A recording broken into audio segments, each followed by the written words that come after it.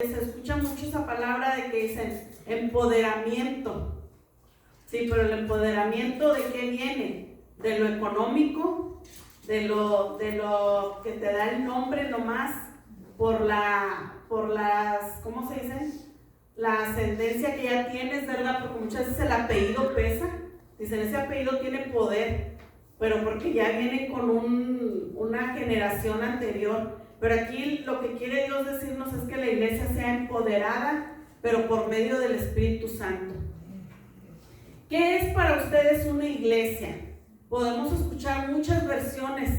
Muchas personas van a decir, pues es donde va la gente a orar, el edificio, ¿verdad? Que se compone de 4 paredes, ventanas, el clima. Pero ¿qué es lo que quiere Dios decirnos a nosotros? ¿Qué significa la iglesia? La iglesia es el cuerpo de Cristo, el cuerpo de Cristo vivo y activo, porque Dios quiere que la iglesia sea una iglesia viva por medio del Espíritu Santo, porque ¿sabían ustedes que hay iglesias muertas en espíritu? Y es triste, ¿verdad? Porque el cuerpo de Cristo tiene que funcionar con todos los miembros, es como nosotros, ¿verdad? Porque mi mamá muchas veces ella lo manifiesta cuando tiene un dolor de rodilla, cuando tiene un dolor de brazo, por medio de la artritis que se le presenta en su cuerpo. Ella dice, me hace falta mover mis dedos, me hace falta que mi rodilla me funcione bien para sostenerme. Bueno, así es el cuerpo de Dios, nosotros. Si tú no trabajas bien, la iglesia de Dios no está funcionando bien. Entonces todos los miembros que vinimos aquí a la iglesia tenemos que estar vivos y activos, pero vivos en Espíritu Santo. Tenemos que buscar cómo nos podemos reanimar, revivir ese espíritu, tener esa comunión con Dios otra vez, ¿verdad? Amén. Y aparte también ser una comunidad de fe que juntos lo vamos a seguir, no cada quien por su lado, hermanos. Eso es una iglesia, que juntos como hermanos, porque decía la palabra del Señor en Lucas, ¿verdad? Que dice, todos tenían que estar juntos para esperar la llegada del Espíritu Santo, que todos fueran llenos del Espíritu Santo. Así mismo el Señor quiere que todos permanezcamos unánimes juntos, no cada quien por su lado. Y este propósito lo vamos a ir cumpliendo poco a poco. ¿Qué es el propósito de Dios? Que se expanda la palabra del Señor, ¿verdad? Que sea esparcida la palabra del Señor y que muchos sean convertidos al Señor. Esa es la misión que tenemos cada uno de nosotros. Esta tarde el versículo central está en el libro de Lucas, capítulo 24, versículo 49. Lucas 24, versículo 49. Dice la palabra del Señor en el nombre poderoso de nuestro Señor Jesucristo, dice, he aquí, yo enviaré la promesa de mi Padre sobre vosotros. Dice, pero quedaos vosotros en la ciudad de Jerusalén, hasta que sean investidos de poder desde lo alto. A veces, hermanos, también queremos nosotros llevar la palabra del Señor sin todavía estar preparados. Y aquí el Señor te dice, espérate que seas investido del poder desde lo alto. Ese poder, ¿de dónde viene? Del Padre. Y el Padre, el Señor Jesucristo, cuando está en la tierra, dijo, me voy a ir a preparar moradas, dice, pero no se van a quedar solos, voy a enviar el Consolador, ¿verdad? Y ese poder es el que va a llegar. Sabemos, cuando lo vimos cuando se presentó el día de Pentecostés, ¿verdad? Que todos fueron llenos del Espíritu Santo. En Lucas 24, capítulo 24, vamos a ir al versículo 46. De ahí vamos a empezar la parte 1, donde dice, llenos del Espíritu. Llenos para una misión, porque recuerden, hermanos, que siempre que se predica la palabra del Señor, no eres tú el que habla, es el Espíritu Santo obrando en ti. Dice la palabra del Señor, y les dijo, así está escrito, y así fue necesario que el Cristo padeciese y resucitase de los muertos al tercer día, y que se predicase en su nombre el arrepentimiento. ¿En qué nombre vamos a predicar? En el nombre de Cristo Jesús.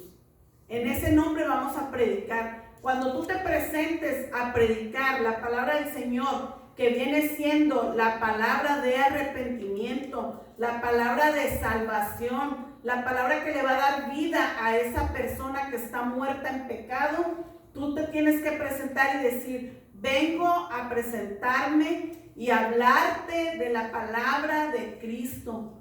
No es mi palabra la que va a obrar, sino es Cristo a través de mi boca, ¿verdad?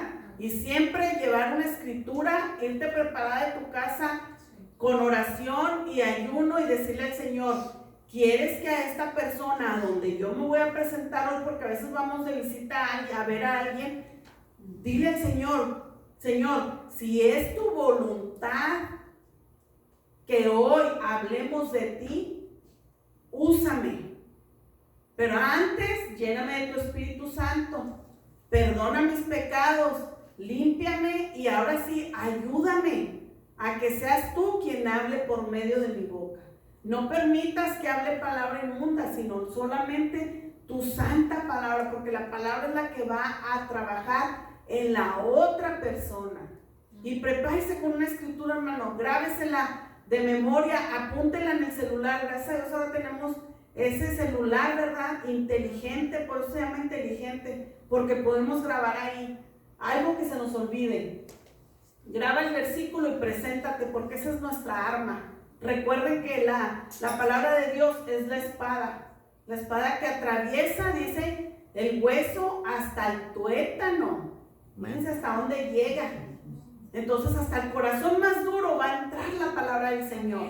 Pero recuerden, la palabra del Señor. Vamos a seguir. Dice: y que se predicase en su nombre, dice, el arrepentimiento y el perdón de pecados, no el juzgar.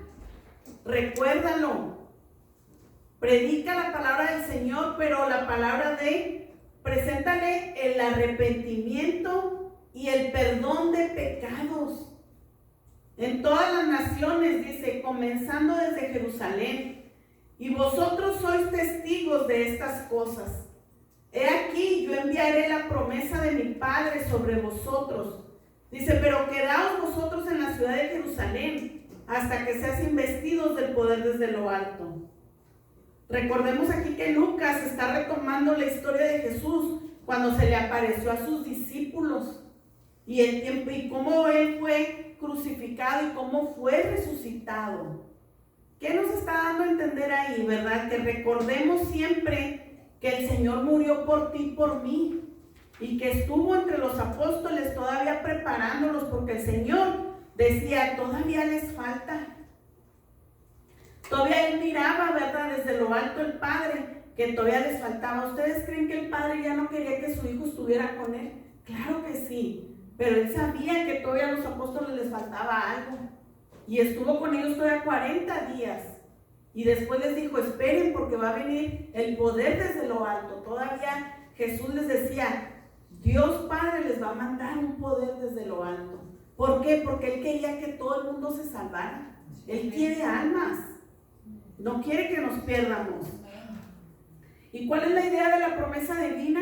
Asegurando que los discípulos no se sintieran obligados para emprender esta misión por su cuenta. Porque recuerden, hermanos, que por nuestras propias fuerzas no haríamos nada. Y menos cuando está haciendo frío, menos cuando está frío y lloviendo, agrégale el agua, menos queremos estar en casitas resguardándonos. Y cuando están los calores a 100 grados Fahrenheit, pues menos queremos salir porque queremos estar en lo fresquecito. Pero el Señor es el que nos mueve. Esa necesidad de sentir el poder de Dios, esa necesidad de venir a la iglesia y que te dé la paz que cada uno necesitamos. Amén. Vamos a la parte 2. En el día de Pentecostés, estamos en el libro de Hechos, capítulo 2. Vamos al versículo 1 y vamos a leer hasta el 4. El día de Pentecostés sabemos que fue un momento crucial en la formación de la iglesia. ¿Por qué? Porque fueron investidos, llenos del Espíritu Santo. Ahí sintieron el verdadero poder de Dios. Ahí Dios se los mostró. Y decían, ¿verdad?, que se asustaron porque empezaron a sentir ellos el viento, el fuego, empezaron a hablar en otros idiomas. Imagínense que aquí pasara esto, pues pensaríamos que se está acabando el mundo, ¿verdad? El hombre no está preparado para ver un poder de ese tamaño. A veces nos impresionamos nada más con un milagrito que Dios nos hace. Para Él es algo chiquitito, cuando nos da la sanidad, cuando nos quita una dolencia, cuando nos restaura algo, cuando nos da un trabajo. Para Él es algo pequeñísimo, pero siempre para nosotros es algo grandísimo, ¿verdad? Y ahí es donde le damos la honra y la gloria al Señor. Pero en realidad, hermanos, pónganse ustedes a imaginar, si se presentara un caso así, entraríamos en pánico, pensaríamos que se está acabando el mundo o que hay un tornado o algo, ¿verdad? Que en ese momento entrara un aire fuerte y tronaran las ventanas, pues todos nos asustaríamos. Dice la palabra del Señor, dice, cuando llegó el día de Pentecostés, dice, estaban todos unánimes juntos. Aquí es un punto muy importante que tenemos que tener todos en cuenta, que el Señor nos está diciendo que estaban todos unánimes juntos. ¿Qué significa unánimes? Unánimes es que estamos todos en acuerdo, todos en un mismo sentir, ¿verdad? Juntos, no cada quien en su idea, no cada quien en su pensamiento, sino todos en un mismo sentir. Dice, y de repente vino del cielo un estruendo. Fíjense, un estruendo significa un ruido demasiado fuerte. Si cuando oímos los relámpagos nos asustamos, ahora imagínense qué tan poderoso habrá sido, que dice, como de un viento recio que soplaba, el cual llenó toda la casa. No me imagino yo que esa casa fuera tan grande como este lugar. Yo pienso que como una casa que aquí lo nombra, yo me imagino un lugar más pequeño. Imagínense sentir ese estruendo y luego aparte un viento fuerte, pues yo hubiera salido corriendo, ¿verdad? Porque si nos hubiéramos asustado. Dice, al cual llenó toda la casa donde estaban sentados, y se les aparecieron lenguas repartidas como de fuego, asentándose sobre cada uno de ellos. Y fueron todos llenos del Espíritu Santo y comenzaron a hablar en otras lenguas, según el Espíritu les daba a que hablasen. Fíjense, si a pesar de todo lo manifestado, del estruendo, del viento, puedes entrar en pánico. Ahora imagínense que todos habláramos una diferente lengua ahorita, pues peor, ¿verdad? Porque entraríamos en confusión. Pero Dios es sabio, Dios nos da la sabiduría a nosotros, de que ellos entendieron que era el poder de lo alto. Porque aquí no dice que cuando oyeron el estruendo salieron corriendo. Aquí no dice que estaban todos sentados cuando escucharon eso. Ahora empiezan las sirenas del tornado y a ver todo el mundo, todos corremos a buscar refugio, ¿verdad? Porque pues sabemos qué tan peligroso es. Pero ellos, el Señor en ese momento les dio el entendimiento, que dice, ahí se quedaron ellos a presenciar ese acto tan maravilloso de Dios. ¿Qué significa el día de Pentecostés? Dice que el día de Pentecostés es una de las 3 principales fiestas judías. Dice, la fiesta de Pentecostés tenía lugar 7 semanas después de la Pascua. Y esto lo podemos ver en el libro de Deuteronomio, capítulo 16, versículo 16. Dice la palabra del Señor, si lo quiere apuntar y lo puede confirmar en su casa. Dice, 3 veces cada año aparecerá todo varón tuyo delante de Jehová tu Dios en el lugar que Él escogiere, en la fiesta solemne de los panes sin levadura, y en la fiesta solemne de las semanas, y en la fiesta solemne de los tabernáculos, y ninguno se presentará delante de Jehová con las manos vacías. Estas 3 fiestas, hermanos, eran importantes porque se celebraban al comienzo de la cosecha. Y dice que,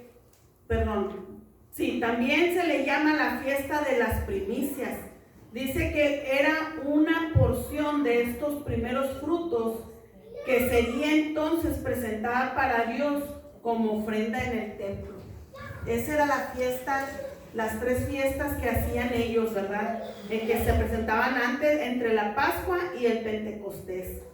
Dice, para la época de Cristo, muchos judíos también usaban el Pentecostés para celebrar la entrega de la ley. se basaban esto en un entendimiento que está escrito en Éxodo 19:1, que dice la palabra del Señor: en el mes tercero de la salida de los hijos de Israel de la tierra de Egipto, en el mismo día llegaron al desierto de Sinaí.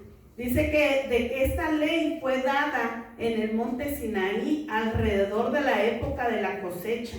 Y como resultado, la fiesta de Pentecostés era vista como un tiempo para la renovación del pacto.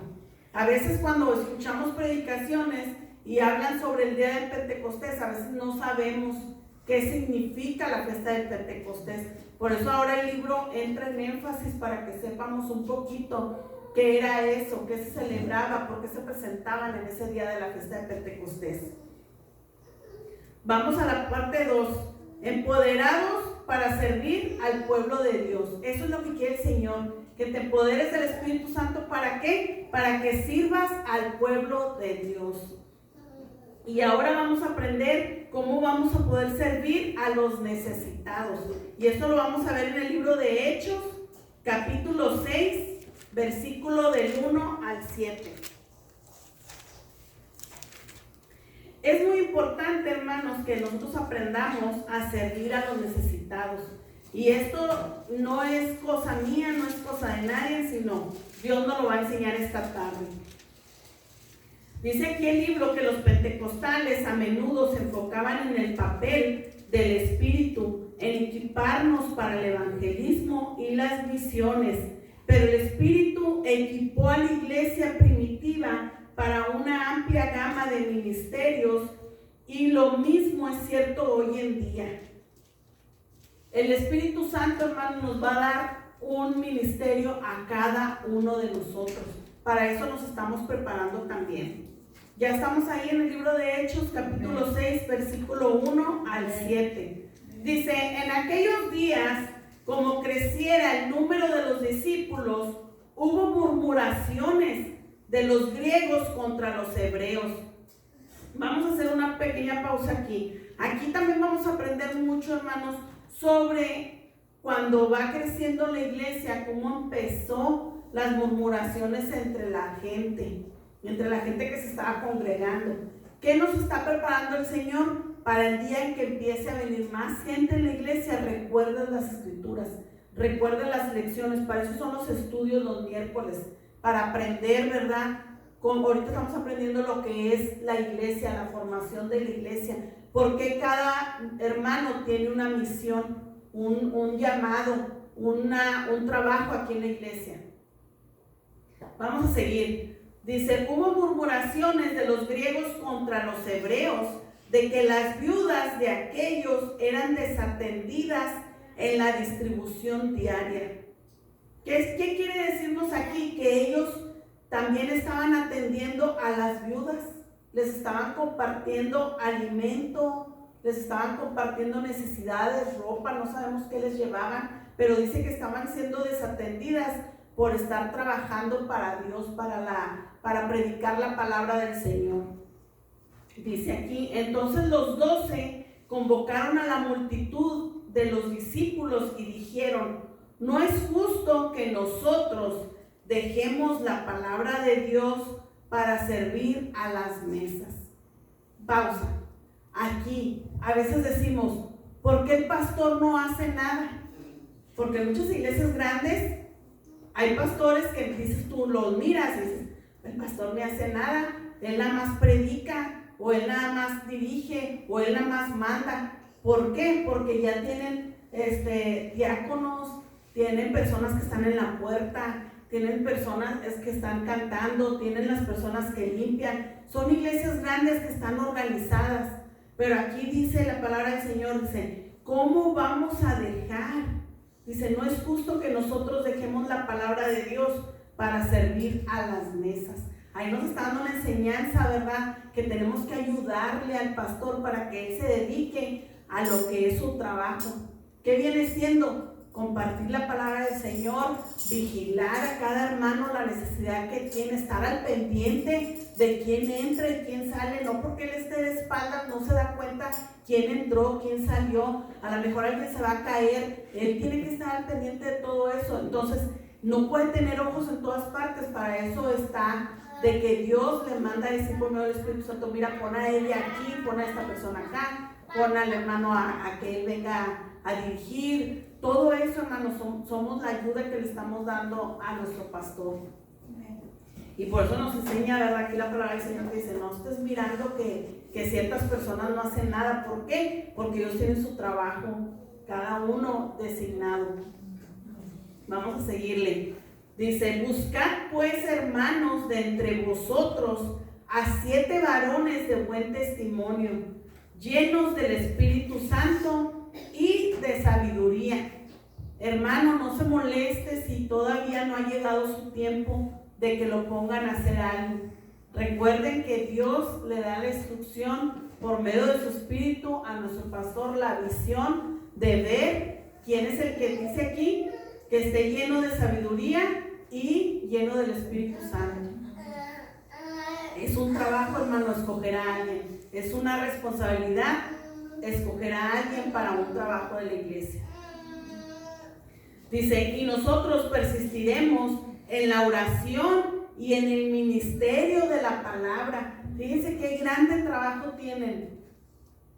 Estar ministrando y aparte en oración. A veces si mira a su pastor que medio cojea, acuérdense que porque dobla rodilla él también y se pone a orar, ¿verdad? Decía nuestro hermano Antonio, nuestro pastor Antonio, cuando se hincaba él, ¿verdad? A veces ya batallaba para levantarse, pero también pues uno por la edad y también porque pues ya duras mucho hincado, hay veces que no puedes durar tanto tiempo y hay gente que es buena para durar en oración hincados, y eso, hermanos, hay que seguirles apoyando, ¿verdad? Nosotros también, ayudarles a ellos también, apoyarlos en oración, porque es algo pesado, hermanos. No nomás es de que te hinques o que te pongas a decir, como decía uno cuando estaba uno chiquillo, 1, 2, 3 por mí, por todos mis amigos. No podemos decir eso, ¿verdad? Señor, cubre mis necesidades y la de todos mis hermanos, y ya vámonos. No, tenemos que durar un ratito hincados, y eso sí es trabajo. Dice aquí, vamos a seguirle, dice, agradó la propuesta, fíjense, la propuesta a toda la multitud. Dice que eligieron a Esteban. ¿Qué tan importante es que estén todos unidos, unánimes y juntos? Porque dice aquí que cuando lo propusieron los apóstoles, dice que nadie respingó. Aquí dice que todos estuvieron, que les agradó la propuesta que pusieron, ¿verdad?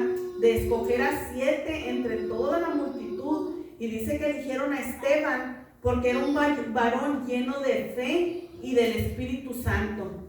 También eligieron a Felipe, a Prócoro, a Nicanor, a Timón, a Parmenas y a Nicolás, prosélito de Antioquía, a los cuales se presentaron ante los apóstoles, quienes orando les impusieron las manos. Y crecía la palabra del Señor, y el número de los discípulos se multiplicaba grandemente en Jerusalén. También muchos de los sacerdotes obedecían a la fe. Qué tan importante era, ¿verdad?, que la iglesia primitiva experimentó un crecimiento tan asombroso al simplemente permanecer juntos y unánimes. Dice, pero este crecimiento trajo ciertos problemas, que fue lo que vimos, que empezaron las murmuraciones. Pero todo eso, hermanos, ellos fueron guiados por medio del Espíritu Santo, y Dios les dio la sabiduría a los discípulos y les dijo, ustedes se van a dedicar a la palabra del Señor, preparen a 7 personas, propónganlo entre la multitud, porque ustedes están muy ocupados en extender la palabra del Señor. No puedo decir la palabra, se me traba. Seguir extendiendo la palabra del Señor, seguir hablándola, seguir predicando la palabra del Señor. Por eso no todos tienen ese llamado de venir a predicar. Muchos tienen el llamado de oración, muchos tienen el llamado de intervenir, de intervención se llama, intersección, ¿verdad? Interceder. Muchos tienen el llamado de reprender, porque también la persona que está en la puerta, ahorita no la tenemos, pero un día vamos a tener una persona en la puerta que cuando te dé la mano para que tú entres, esa persona tiene que estar preparada para reprender lo que traes, lo que se nos quiere pegar en el camino, porque recuerden que siempre se nos quiere pegar los espíritus malos. Entonces siempre hay una persona en la puerta y esa persona te da la bienvenida a ti, a la persona, pero al mismo tiempo tiene que ella tener la sabiduría de reprender lo que viene con ella. No entres, tú no eres bienvenido aquí, ¿verdad? Y son muchos trabajos, hermanos. A veces vemos una iglesia grande y dices tú, ay, te maravillas y te gozas porque se ve bien bonito y porque la música y que porque tienen las bocinas bien bonito, pero todo es un trabajo en comunión, en unión. Por eso las iglesias crecen, por eso las iglesias se fortalecen. ¿Por qué? Porque tienen que estar todos unánimes y en un mismo sentir y llenos del poder del Espíritu Santo. Vamos a la siguiente parte. Empoderados para liderar. Eso es lo que el Señor quiere, que te empoderes del Espíritu Santo porque vas a ser líder. Eres un líder aquí en la iglesia. Aunque tu trabajo sea venir a aspirar, eres un líder. Esto lo vamos a ver en el libro de 1 Timoteo, capítulo 3, y vamos a leer del versículo 8 al versículo 13. ¿Qué cualidades busca en un líder piadoso? ¿Qué es lo que tenemos que mirar en él? Pues principalmente que sea lleno del Espíritu Santo, ¿verdad? Y otra cualidad, pues que tenga fe, que crea en Dios. Ya después empiezan las demás cualidades de que no faltes a la iglesia, de que estés viniendo a los servicios, de que cumplas con los diezmos, de que seas un miembro activo. ¿Qué significa activo? De que estés activo, de que estemos al pendiente del hermano. No nomás de que estemos al pendiente del chisme, porque ese chisme hay que dejarlo afuera, no. Está al pendiente de la necesidad del hermano. Tú debes de mirar cuando un hermano viene triste o afligido y no debes de ir a preguntarle con la intención de saber su problema, hermano, ¿qué le pasa? No, simplemente, hermano, fíjese que yo la noto de que usted se ve un poco triste. ¿Quiere que oremos por usted? ¿Tiene alguna necesidad en que la podamos ayudar? No necesita platicarme su problema, pero sí me puede decir para que ore con usted. Vamos a pasar al altar, la acompaño, porque a veces, hermanos, necesitamos a veces alguien que nos dé un puchoncito, que nos ayude. Y para eso Dios también prepara ciertas personas que tienen esas cualidades.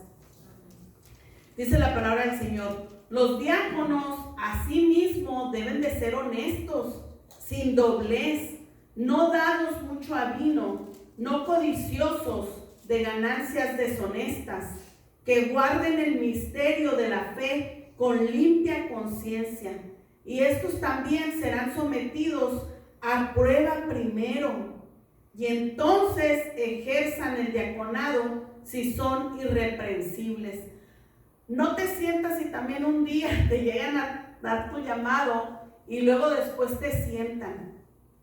¿Por qué? Porque siempre vas a estar a prueba. Aquí no lo dice el 1 Timoteo. Te va a poner a prueba el Señor. Porque, hermano, cuando te dan un llamado, cuando te dan un cargo, parece cosa adrede, te vienen cargas a tu casa, te vienen consecuencias. A veces podrás decir tú, yo me voy a apuntar para limpiar los viernes. Pasa algo, hermano, el viernes. Y no vienes a limpiar la iglesia. Pero, ¿qué quiere decir? Que el enemigo te está entorpeciendo tu trabajo, porque sabe que ahí vas a crecer tú. Aunque digas tú, ay, pues, ¿en qué puedo crecer aspirando a la iglesia? Bueno, sí creces, porque cuando vienes, nosotros, mi hermana y yo, cuando vinimos a limpiar, lo primero que hacemos es venimos, nos ungimos de aceite, nos ponemos a orar. Y le decimos al Señor, gracias porque nos permite venir a limpiar su casa. Porque le estamos pidiendo permiso a Él de venir a limpiar su casa. Porque esta es una casa del Señor. Y vinimos a pedirle permiso al Señor. Gracias, Señor, porque nos está dando el permiso, la oportunidad de venir a limpiarla. Y adrede, hermano, parece cosa adrede que te pasan cosas, pero ya sabemos de dónde vienen las luchas. Dice aquí, las mujeres asimismo sean honestas, no calumniadoras, sino sobrias, fieles en todo. Los diáconos sean maridos de una sola mujer y que gobiernen bien a sus hijos y sus casas, porque los que ejerzan bien el diaconado ganan para sí mismo un grado honroso y mucha confianza en la fe que es en Cristo Jesús. El puesto no es para que tú te engrandezcas, es para darle la gloria a Dios nada más. Porque Él es el que te da la confianza, dice. La confianza en quién y la fe en quién, en Cristo Jesús, nada más que en Él. Y también, hermanos, recuerden aquí otro punto que dice que tenemos que ejercer, dice que tenemos que gobernar bien en sus hijos y en sus casas. Si nuestros hijos y nuestro hogar está desordenado, ¿cómo quieres venir a ordenar la casa del Señor? También eso hay que tener mucho cuidado porque ese es nuestro trabajo, cuidar a nuestros hijos y llevarlos por el buen camino, enseñarles las cosas buenas y todo, porque ¿con qué cara me voy a parar yo aquí enfrente sabiendo que mis hijos yo no los eduqué bien, verdad? O que mi casa es una casa desordenada. Entonces, todo eso son pasos que tenemos que seguir. Dice aquí, los requisitos para ser un diácono nos enseñan que el Espíritu Santo tiene la intención de empoderar todos los aspectos de la iglesia, no solo del evangelio y la predicación. El trabajo de los líderes espirituales debe estar habilitado por el Espíritu, ya sea quien estén predicando un sermón, dirigiendo la clase de la escuela dominical, resolviendo disputas entre el pueblo, administrando las finanzas o discipulando a jóvenes creyentes. Imagínense que nuestro pastor elija al tesorero y en su casa no lleve buenas finanzas. Pues ¿cómo va a llevar buenas finanzas en la iglesia si en su casa no lleva buenas finanzas? O en el trabajo roba dinero. Entonces, ¿cómo lo vas a presentar aquí, verdad? Todo eso son requisitos que el Señor quiere para que sea una buena iglesia. Son requisitos muy importantes, como en una empresa lo mismo. Igual, desde la persona que limpia hasta el gerente. Todas esas personas que están en escalerita, todos deben de tener ciertos requisitos para ocupar un puesto. Lo mismo en la iglesia, hermanos. Todos los que trabajamos aquí tenemos requisitos que el Señor quiere que estemos todos bien para que trabajemos bien para Dios, pero siempre guiados por el Espíritu Santo, que es lo que esta tarde quiere que el Señor aprendamos. Amén. Vamos a ir ya a la última parte, en el libro de Hechos, capítulo 13. ¿Sí está quedando claro alguna duda que tengan sobre el empoderamiento? Hable ahora o llévese la duda para su casa. ¿Todos estamos bien? Sí. Bueno, no se van a dormir, hermanos. ¿Hechos qué? 3. Hechos, capítulo 13. Vamos a leer del versículo 1 al 3. Dice, empoderados con sabiduría y dirección. Eso es lo que siempre le tenemos que pedir al Señor, ¿verdad? Que nos llene de sabiduría y que nos guíe por su camino. Cuando pensamos en el empoderamiento del Espíritu Santo, a menudo nos enfocamos en algo sobrenatural. Dice, pero el Espíritu también obra entre los cristianos para proporcionar sabiduría y dirección divina cuando más lo necesitamos. No espere siempre que sea algo wow, como dice aquí, sobrenatural, no. Simplemente con que el Señor te llene de sabiduría y te esté guiando por su camino, ahí ya está trabajando el Espíritu Santo, ya es mucho para nosotros. Dice la palabra del Señor, había entonces en la iglesia que estaba en Antioquía profetas y maestros, Bernabé, Simón el que llamaban Miguel, Lucio de Cirene, Manaén el que se había criado junto con Herodes el tetrarca y Saulo. Saulo viene siendo Pablo, dice, ministrando estos al Señor y ayunando. Dijo el Espíritu Santo, apartarme a Bernabé y a Saulo para la obra a que los he llamado. Entonces, habiendo ayunado y orado, dice, les impusieron las manos y los despidieron. Ahí también, hermanos, Dios me enseñaba que no debemos de estar celosos cuando el Señor aparta a ciertas personas para su misión.